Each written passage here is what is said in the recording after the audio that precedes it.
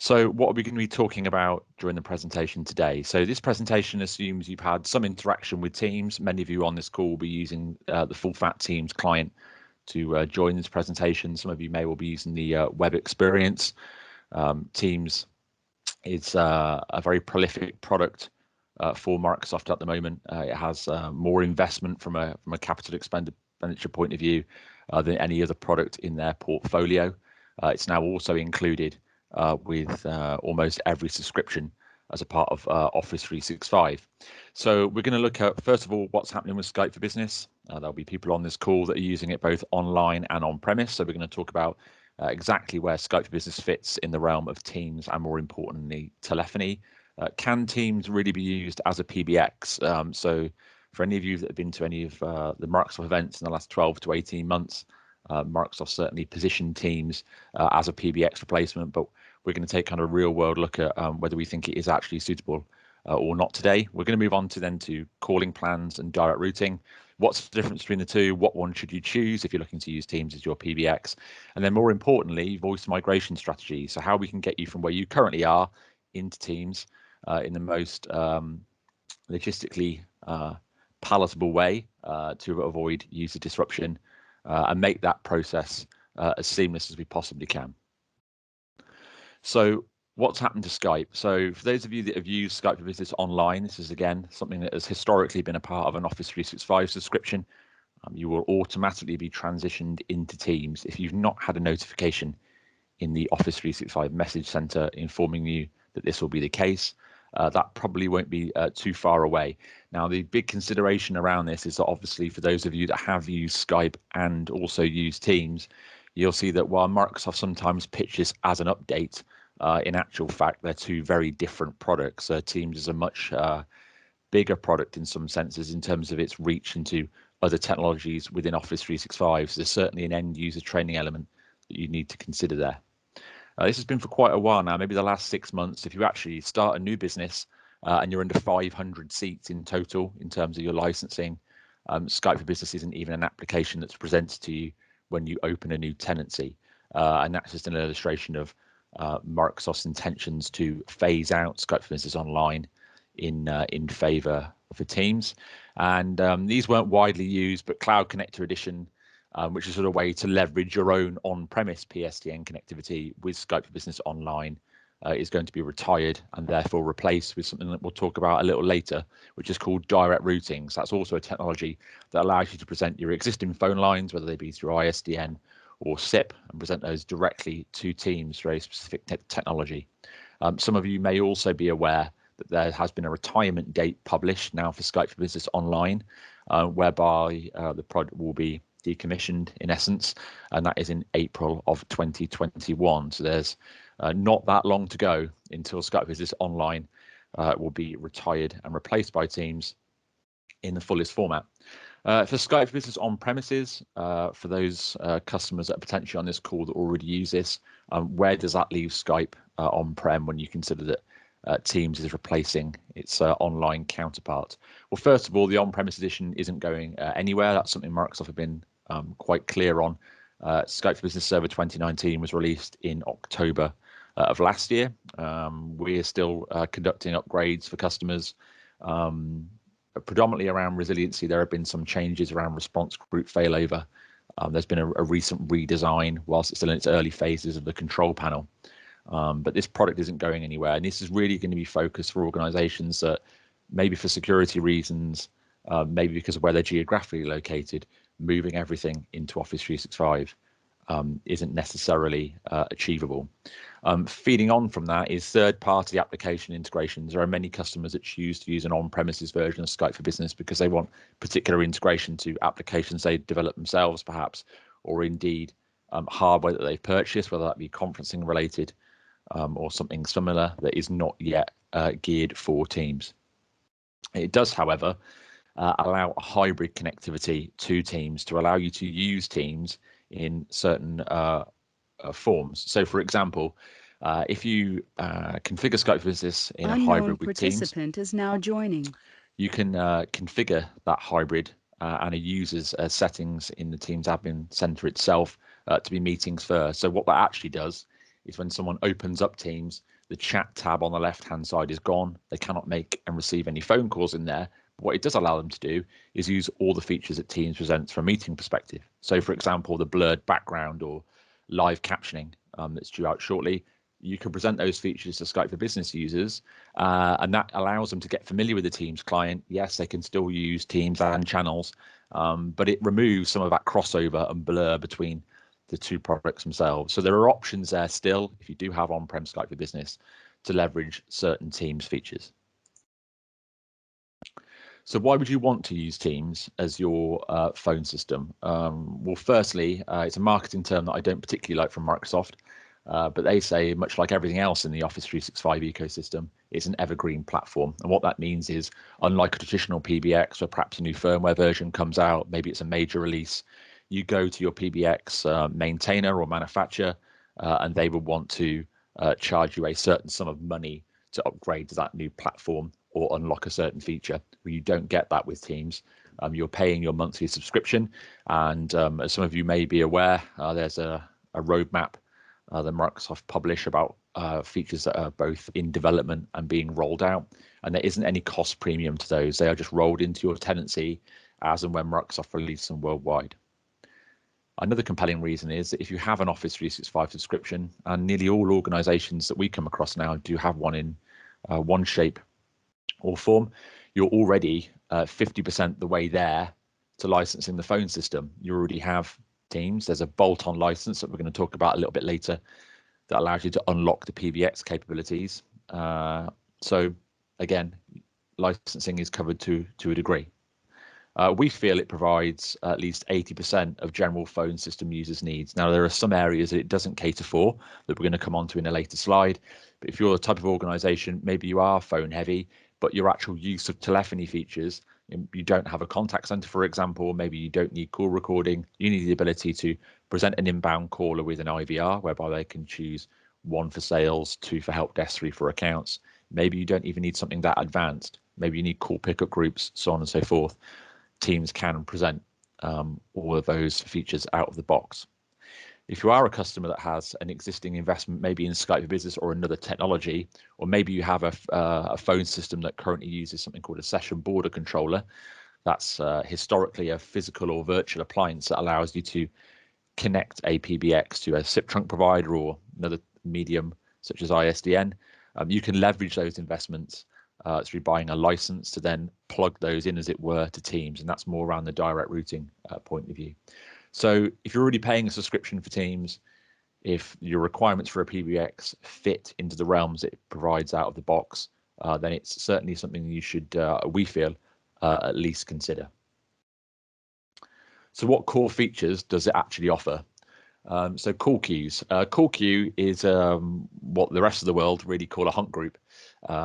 It provides the ability for someone to call into a dedicated number. You may offer them an announcement, thank you for calling company X.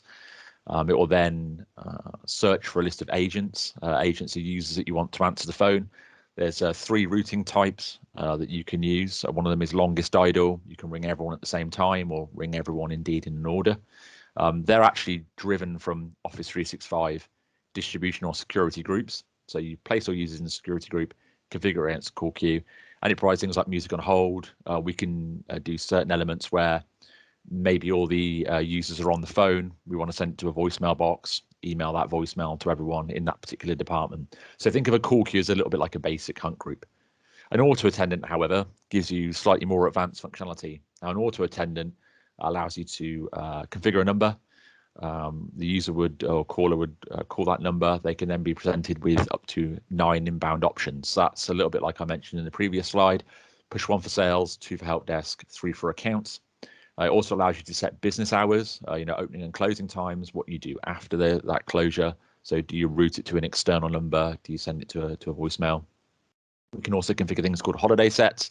They're automatic actions whereby, so next holiday, in our case would be Christmas Day. We can pre-configure that on the system with a certain message that we want to play at that time, and then a subsequent calling action.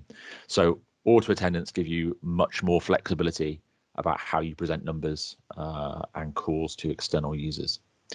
Call parking, this has been a feature that's been around for a long time, both in Skype Link and traditional PBXs. Allows you to park a call maybe to someone in a department. They can then type an access code in their phone or the Teams client and retrieve that call. Group call pickup, it does exist, but perhaps not in the traditional sense. So you may be familiar with a group call pickup on an existing system whereby you hear your colleague's phone ringing, maybe they sit on the desk next to you or opposite. You can dial an access prefix in, for example, #100. That will retrieve the call from that user's phone, whereby you then announce it and say, thank you for calling Andrew's phone. This does exist in Teams, but in a slightly different way. You configure something called a call group, so it's down to the user. They populate that call group list with the users that they'd like to pick up calls on their behalf. They can say, well, I want to ring all these people at the same time, and whoever answers it, then that's great. Or actually, I want to call these users in a certain fashion. So it's almost like a miniature hunt group. There isn't any pickup code that you need to use when you're called, but you're away from your desk, and that call is offered to someone else. They get the pop-up, what we call the toast notification in the corner, or their phone is ringing, and it's clearly labeled that the call is on behalf of someone else. So they can quite clearly see that the call was for, me, for example, as opposed to themselves.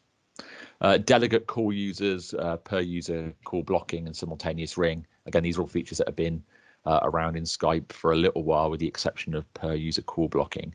So a nice feature in Teams that wasn't really around in Skype is you can now maintain a block list of numbers that call you. So say potentially you're getting a repeated call about a sale. You want to block that number. No longer do you need to contact IT to have it blocked, either on the server or a session border controller. You can merely add that number into your block list, and the call will be blocked. So that's quite a nice feature. In contrast to Microsoft's other offerings. Simultaneous ring is whereby if someone rings your DDI, it could ring mobile phone natively. It will ring the Teams app if you have that installed on your mobile phone, providing that it's Android or iOS based.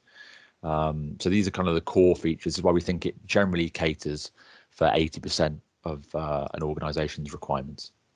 What features are on the way? So for those of you that follow Microsoft technologies closely, it was Microsoft Ignite in the US last week, and we were provided with a slightly updated roadmap in terms of what will be coming out in the next few months. This is current up until Q1 2020.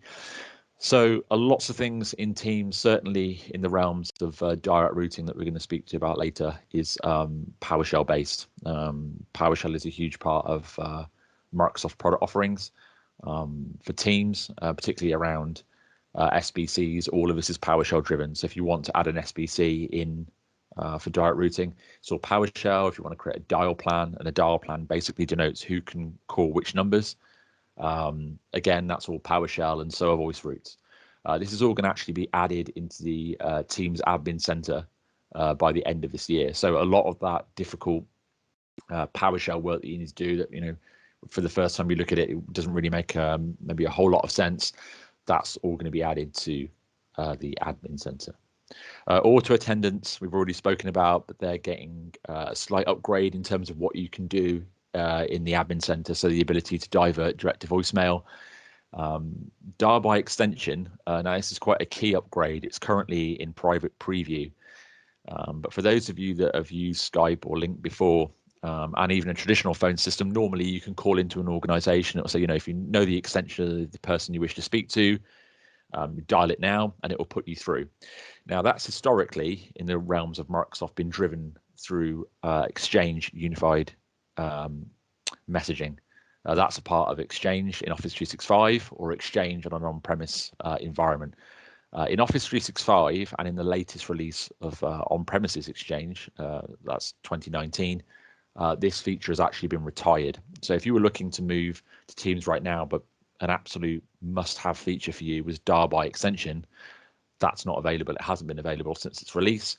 That's going to be released, hopefully, if the date doesn't slip, within the next few months. So that's quite a big upgrade for auto attendants. And the final one is divert directly to an external number. So for example, you've got a number that a customer might call, but out of hours you want it to divert to a third party for them to handle calls on your behalf. You can do this behind the scenes, but there's nothing clear for this in the GUI. That's also going to be added.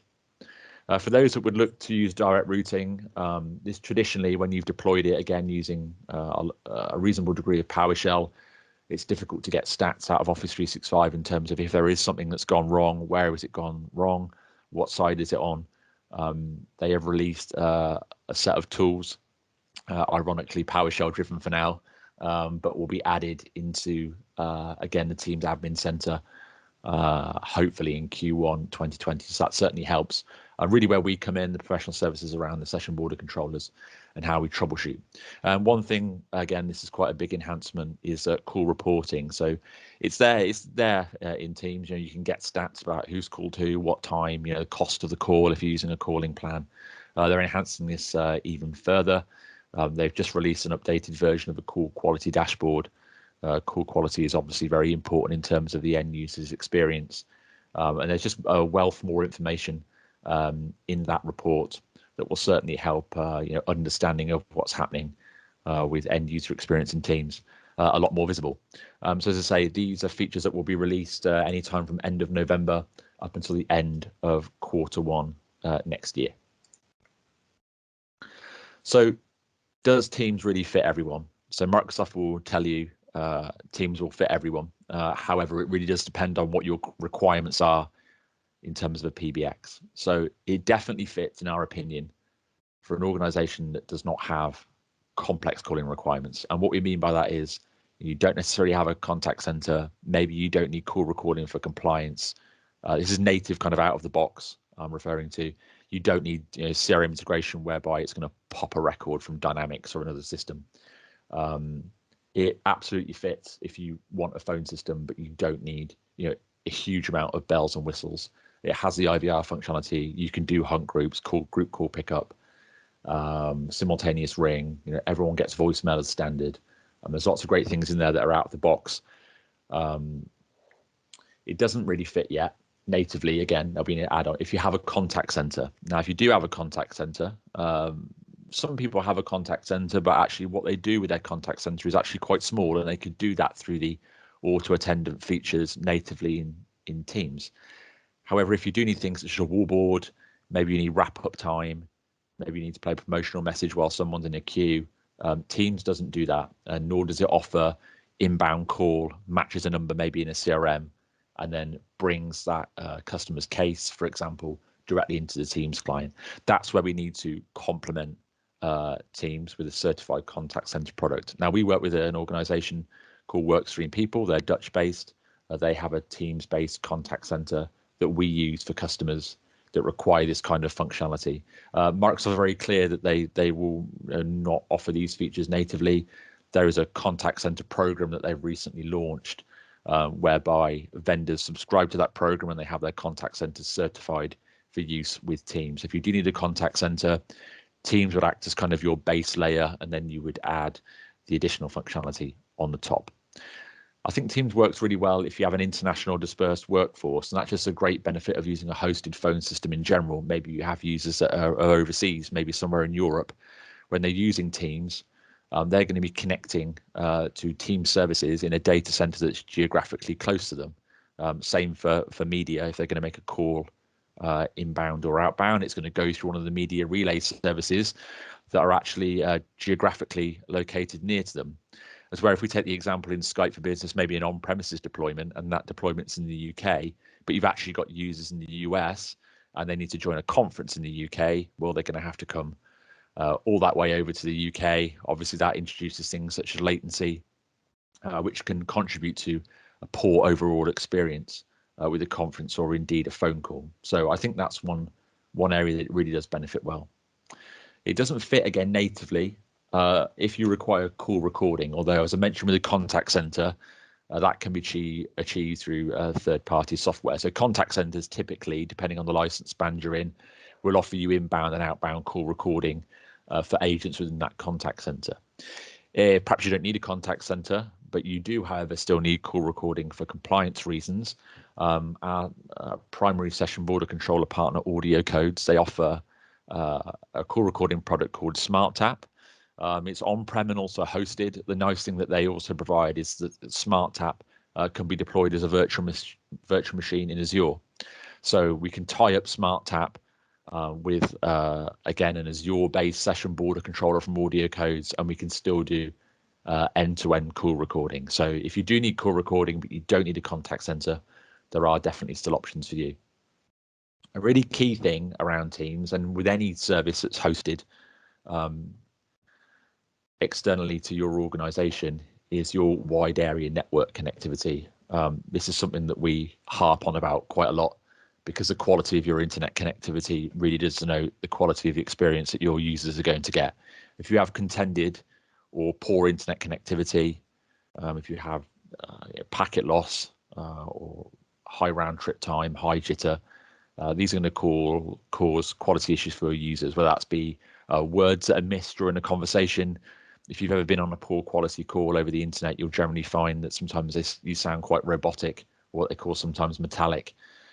So network assessments right at the inception of a deployment are really, really important. Whilst Teams is very, in some senses, very easy to set up. If you just want to get going with a calling plan and deploy it, the experience is only ever going to be as good as your connectivity to that service. So what do you need to use, or buy, should I say, to use phone system? Now, the landscape of this has changed quite significantly actually in the last week, because Microsoft have released a new subscription to provide phone system functionality to organizations that have small business essentials and small business premium subscriptions in Office 365. Until the start of November, if you had a small business essentials or premium subscription, you could not use any PBX functionality with Teams. You had to upgrade your license to a minimum of an E1. This has just changed as of last week. So if you have small business essentials or premium, you can now buy something called Business Voice. I'm going to go into a little bit of depth in this in just a second, because even though Business Voice can be used with essentials and premium, it can also be added to an E1 or an E3, which I'll explain in a moment.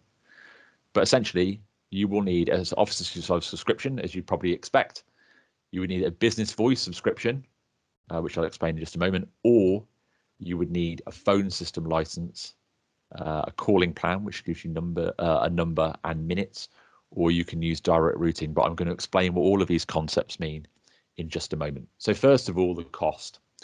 Well, let's just say you're a small business premium customer, you have 50 to 100 users, and you want to deliver PBX functionality into Teams.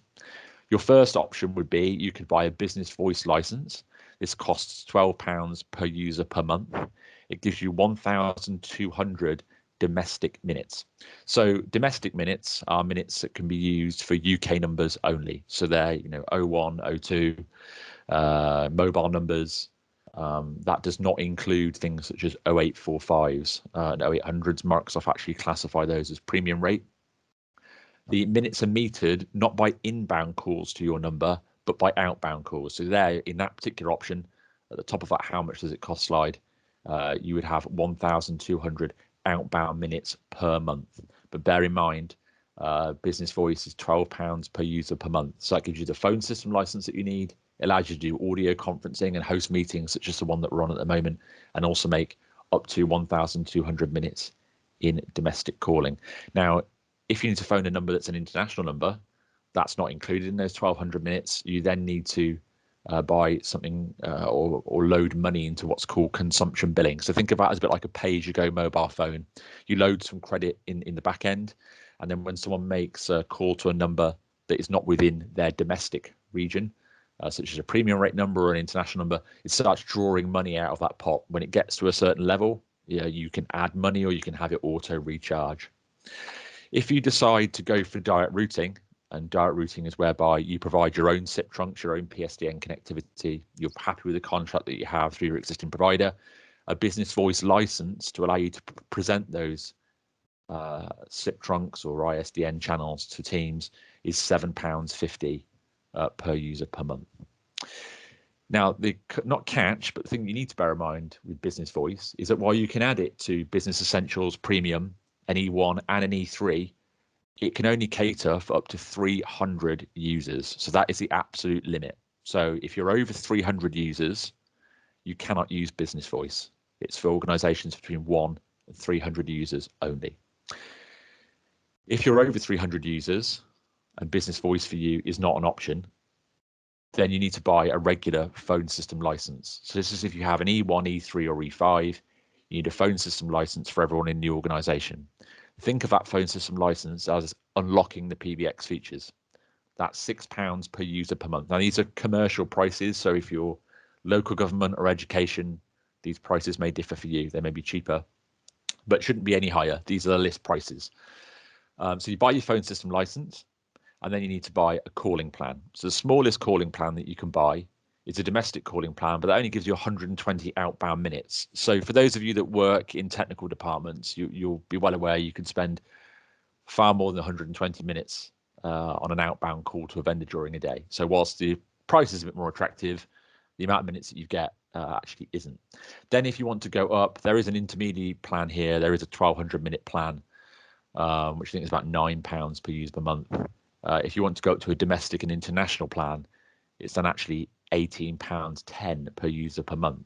So if you can look at these prices and then times them by the amount of users that you have in your organization, and everyone has to have a calling plan, you can't just buy one for one user and then share it across the others. This can amount to actually quite a lot of money, which leads me on to my next slide. Isn't that expensive? So using a calling plan, again, from Microsoft, just to reiterate, is they provide you with the minutes to call inbound and outbound. They host your numbers. They basically do absolutely everything for you. So if we take a look at an average size company, say 250 users, if we were going to buy them the cheapest domestic plan, it would cost £12,600 a year, or £37,800 over 3 years. This is just the plan. This doesn't even include the £6 per user per month phone system license. If you then go for domestic and international for everyone, maybe you're a legal firm, for example, that then goes up to £54,000 over a year, or £162,000 over 3 years. So as you probably would agree, that's quite a substantial amount of money. And then if we look at something that's a little bit more realistic, I've done an 80-20 split, so 80% on domestic, 20% on domestic and international. That's still £20,000 per year, or £62,000 over 3 years. So from my perspective, having Microsoft maintain your numbers for you, you pay them a calling plan fee every month. They also give you what we would call a rate card, so how much it would cost to call the US per minute a mobile number. That's quite a sizable amount of money. The other thing that you need to bear in mind is Microsoft, as with any subscription license that they provide, reserve the right to increase the cost of these calling plans at any time, or indeed in just their rate card. So while it might cost you 4 pence per minute to call the US, there's nothing to stop them increasing that to 8 pence per minute to call the US. So that's another thing you need to bear in mind with using calling plans. So how do we get around the calling plan issue and expense? So the solution, in our opinion, is direct routing. So this is where you can still leverage Teams for voice, but rather than paying Microsoft a monthly fee for your numbers and your minutes, you can actually retain any existing carrier you may already use. So let's assume you're in a 3-year agreement with a local telecoms company. Maybe it's going to cost you a lot of money to get out of that agreement, but you'd actually like to move your PBX and move to Teams. With direct routing, there's no reason why we cannot use that 3-year contract that you're already in. So what that allows us to do is we can maintain a relationship with the existing carrier, or in fact, you can use this as an opportunity to move carriers. Maybe you can get more competitive calling rates from someone else. It allows us to have a session border controller that would sit on your site, or we can even have it hosted up in Azure. So you might like the idea, or maybe your company's ethos is you want to get everything off-prem, put it up in the cloud. That doesn't mean you need to use Microsoft's calling plans. You could put an audio code session border controller in Azure. You put your own SIP trunks into there. They then communicate with Teams, and everything's still hosted. Just you're getting it, in our opinion, at a much more palatable cost. Provides you the ability to retain analog connectivity. One thing not a lot of people highlight about Teams is what happens to my faxes and my franking machine and my chip and pin reader that I've not yet migrated to an internet line, but actually I still need to keep. Well, if you move fully to Teams for calling plans, there is no support for analog devices. With direct routing, because we, as in you, would still retain control of those numbers, and they would go to a session border controller that you can manage. We can still facilitate faxes by sending calls from that session border controller to smaller devices that would sit in your building called analog telephony adapters, and they plug into things like faxes and Franken machines and so on and so forth. Maybe you've got a phone in the lift, maybe you've got an intercom. These are all things that you need to bear in mind if you choose to move to a cloud hosted solution. How do I cater for those devices that's not just a a phone on someone's desk? More importantly, as I alluded to in the previous section of this slide, it allows you to still maintain ownership of your your numbers. You're not having to relinquish them to Microsoft.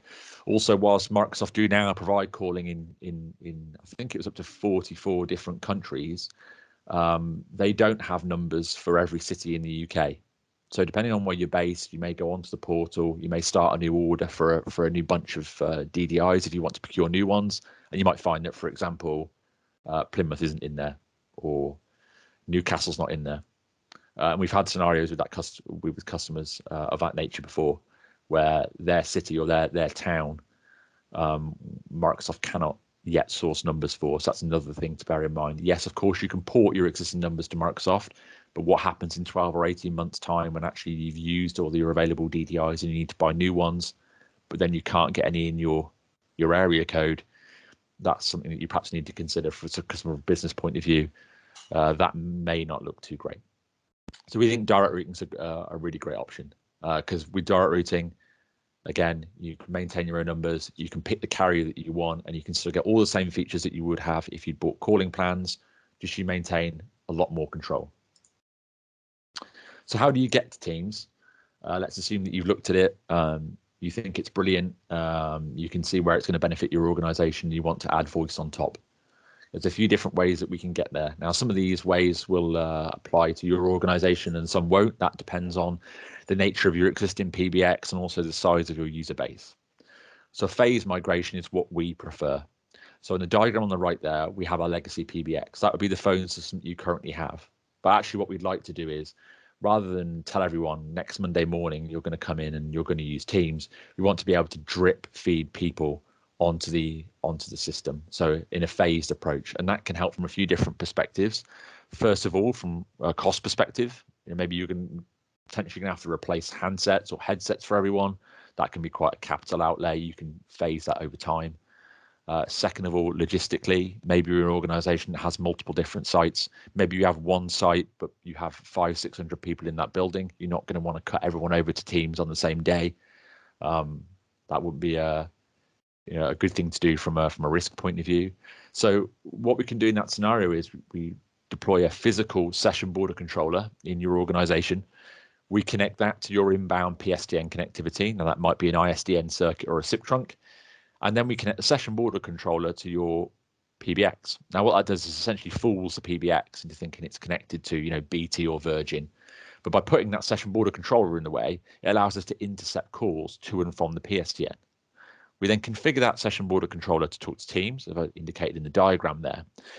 And when a call comes in, so if you look at the PSTN cloud at the top there, let's assume someone's called my extension, I'm on the legacy PBX. The first place that call is going to hit is our SBC. That allows us to configure that SBC to say, well, actually, Barry's no longer on the legacy PBX, he's moved to Teams. So rather than send it down to the PBX, we can send it off to the right, it rings my Teams client, and I answer the call. Likewise, if I've been migrated to Teams and I want to phone Ian, who works at Nexus, he might be on the legacy PBX. When I place a call from Teams, it's going to go back to my session border controller, which is in the center. I've configured a route on there to say Ian's DDI isn't out on the PSTN. It needs to go to the legacy PBX. So the call route then sends it down to our phone system at the bottom. Ian's phone rings, he picks up, and we can communicate. So what I'm trying to convey here is that by placing the SBC in the middle, it acts as a junction point between the two systems and allows us to migrate literally on a per person basis, people from the old PBX to Teams. And then when we're done at the end, we remove the PBX and you're left with your Team solution.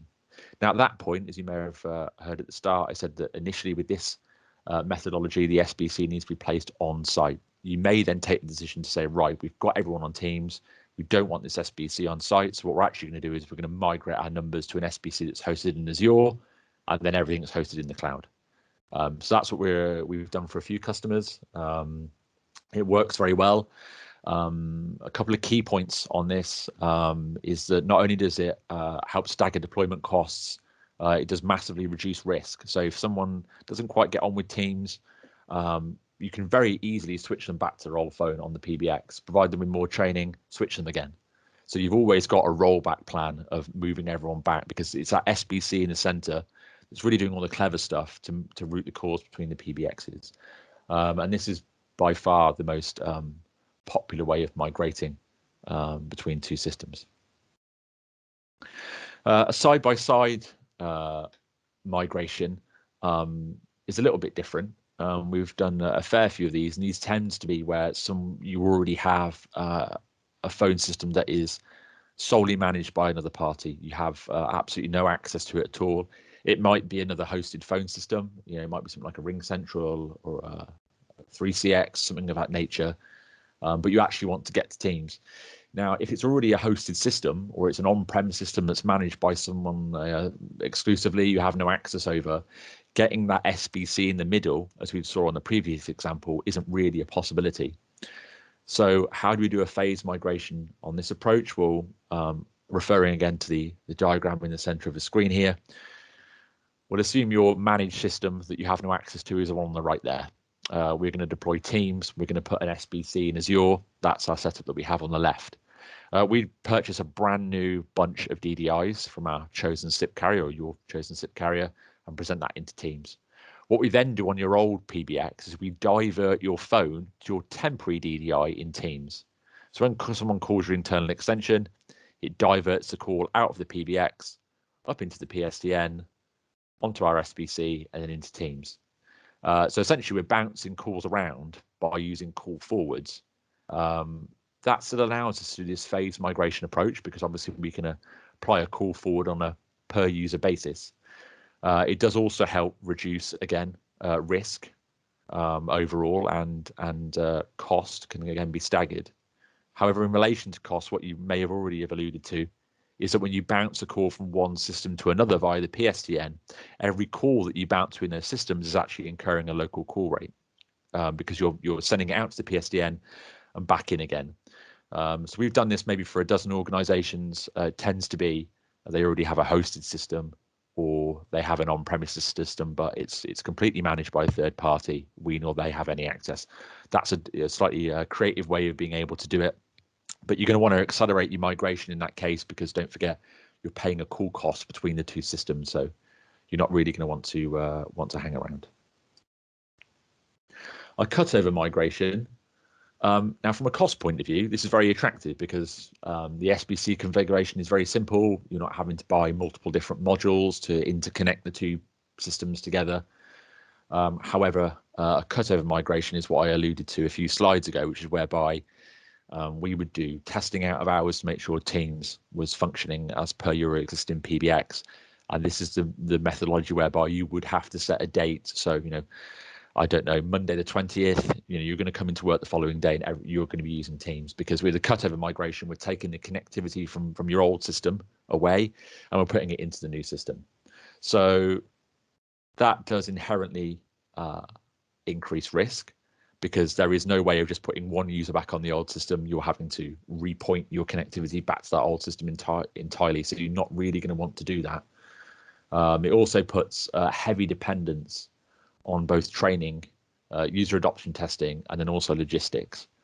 So normally with a cutover migration, we don't like doing them if they're kind of really over 200 users in one site. Yeah, if you're an organization that maybe has 200 users, but you're split over 6 sites, this again can be quite difficult to coordinate. So a cutover migration is absolutely suitable for smaller organizations where we can do structured training. We'll have a go live day, but both yourselves have enough IT staff and Nexus provide floor walkers to make sure that everyone is comfortable with using the new system. So more than feasible, done this plenty of times, but you just need to bear in mind what is going to be the impact on the organization, and more importantly, how do we roll back if there is an issue. So we're coming towards the end of the presentation on the PBX this morning. There's a few things that I just want to cover for Teams in general. traditionally kind of mistakes that we see along the way, things to do and not to do. So planning actually is a huge mistake that we find some people make. They put teams out to their organization because it's something that they can see a benefit from, but perhaps haven't really thought about how best to benefit from it. They don't control permissions around teams and channels, and before you know it, everyone's made their own teams with 10 channels. They're then storing information in OneDrive and SharePoint that they shouldn't be storing in there because you've already got a document management system that you'd like to put the data in. So planning is really important for both general teams rollouts and certainly telephony. There's a lot of information that you need to gather in advance and things that you need to be aware of. I alluded to intercoms, door access systems, chip and pin, fax, franking.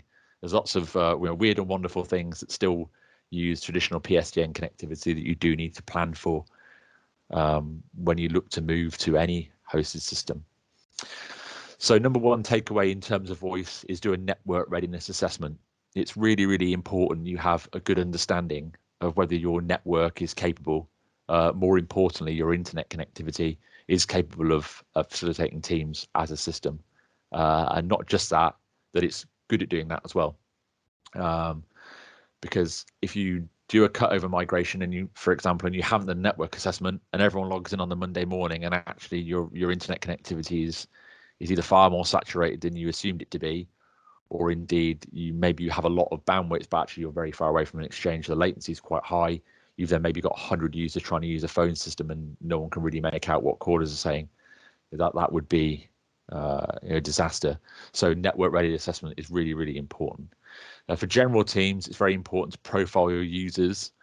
Some will have different needs than others. Different departments will use Teams and telephony in different ways. So you need to go around those departments, establish what they need out of the system. Often, as maybe people like myself on this call, as a technical person, you look at it and you'll assume you know what that department need, and often those assumptions are wrong. So it's really important to go out and ascertain what those departments do need. Training is often something that gets overlooked for a lot of products in IT in general. When you change someone's phone system and you're taking away that physical device that they've been able to pick up and slam down for the last 10 years to something where potentially you replace it with a headset and a software-driven system, training is absolutely the number one thing that you kind of need to really nail, for lack of a better term, because it's a massive cultural change going from a traditional phone system to something that's software driven, and that can vary across your organization in terms of technical proficiency of employees, age, so on and so forth. People will click with a software based phone system, although you can of course get traditional handsets for Teams. There are lots of pros for going for a headset. So training in person, digitally based, and adoption as well, making users in your organization aware that change is coming. Nothing worse than people saying, oh, it's a change for change's sake. You have to really make them realize that you're putting Teams in not only for its collaboration features but its voice, because you're really going to get a good benefit out of this for the organization. Don't throw Teams out there and expect them to adopt it. Many won't. You may give it to them and they won't use it. If you do have Teams and Skype, you need to be really clear on what is used for what. So I talked about the hybrid methods earlier around using the meetings first approach. So you need to be clear on what things that you need. Skype, for those of you that know it, Skype is also a thing called persistent chat. Well, that kind of directly competes with what Teams does. So it's really important to detail what you want users to use Teams for. The final point is don't fall victim to calling plans. That's whereby you're paying that monthly fee for Microsoft to host your numbers and provide your minutes. It's very, very expensive. I had a call with a customer a couple of days ago. They're a marketing organization in Manchester. It was around a contact center. They're doing the direct routing element themselves because they have a very large technical team. And they worked out that going down the calling plans route, it was going to cost them £11,000 more a year in calling plans than it would if they just go down the direct routing and use their existing SIP trunks on Gamma. So while it looks really good on paper, it's one fixed fee a month, you pay Microsoft, you get X amount of minutes, and they don't roll over, they reset the following month and you carry on.